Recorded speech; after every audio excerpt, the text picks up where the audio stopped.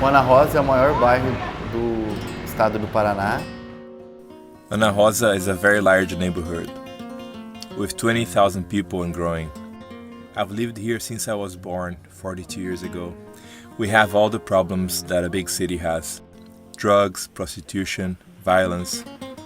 To be a kid in this neighborhood means you have nothing to do unless you grow up on the streets.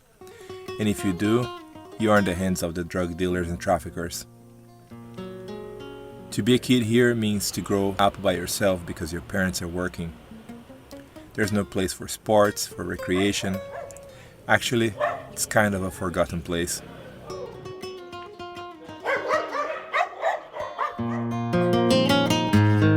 When I was 16 or 17, I grew apart from my family and became a member of a gang. Some friends of mine were killed in 1994 and 1995 as a result of gang violence.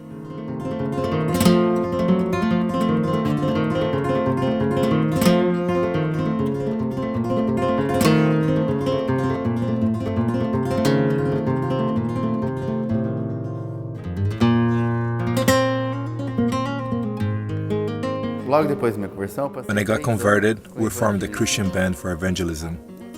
Our evangelism was like street evangelism with drug addicts, prostitutes, people on the street. So a friend of mine, he was a student at South American Theological Seminary, and he invited me to attend the last day of class. This guy named Antonio was teaching. He was teaching things that I don't readily see in the Bible, like context, who was talking. So it was fascinating to me, because I had never seen those things in the Bible. So I would wonder, how does he know these things? I know he knows these things, but where is he getting them from? So my friend told me, he's the director of the school, the director of the seminary. So then I asked him, what is a seminary? What is it? So I became desperate and I thought, I need to know these things. I need to know what this guy knows.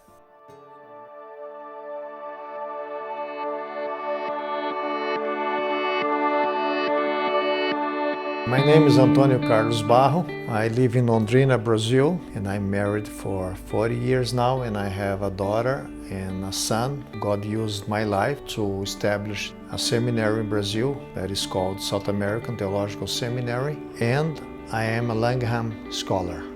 My passion is to see the church being active in the transformation of society. I go to church and the guy is saying, oh, God loves you. Yeah, but how?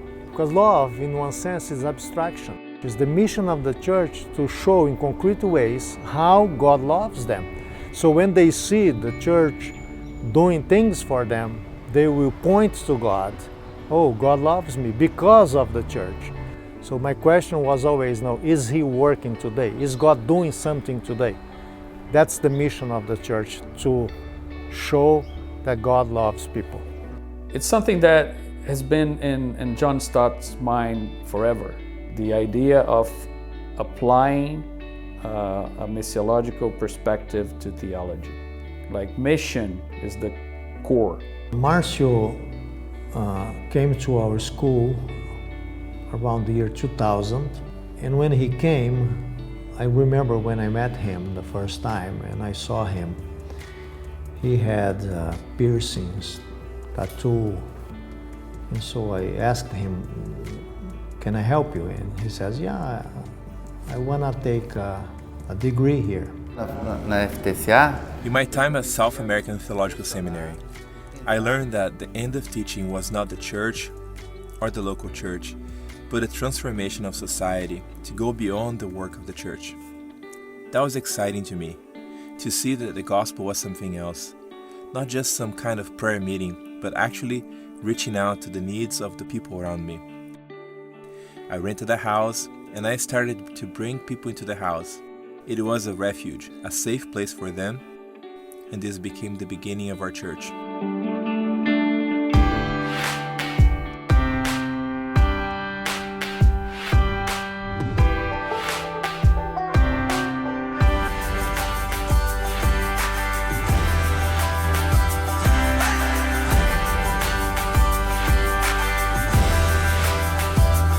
So he had like a big group of people to minister and also to serve, why don't you be strategic? Let's do one thing. Try to avoid people to become a criminal or a prostitute. And so let's start with the kids.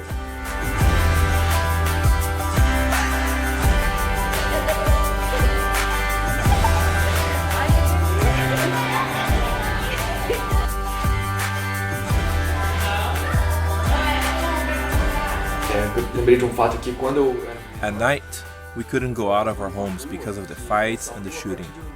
So if a refugio was not here, I wouldn't be here doing this interview. I would probably be trafficking or in jail or dead. So refugio means everything to me. Percebe a diferença? Those kids there, they have hope now. When they come to refugio, they can now see a future. What is really exciting is when I go out and I get a hug from one of the kids. This is one of the biggest payments I could ever receive. And then, the 20 years working here is paid in full. Because of SATS, theological education is stronger in Brazil. Without the help of Langham, we couldn't do it. It's all connected. You have Antonio, you have myself. Think about what we're gonna happen to Marcia's ministry. That's still Langham, right? It's just like the metaphor of the mustard seed.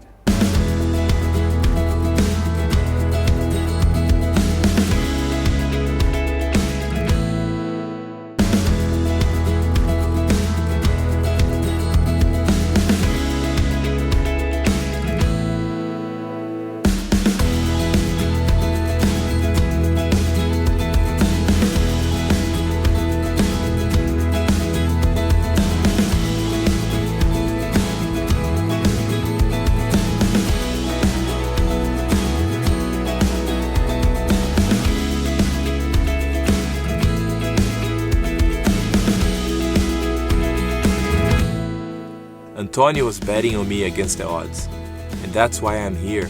He has been an inspiration to me. He's a dreamer, he's a visionary, and that makes me want to be a dreamer and a visionary as well.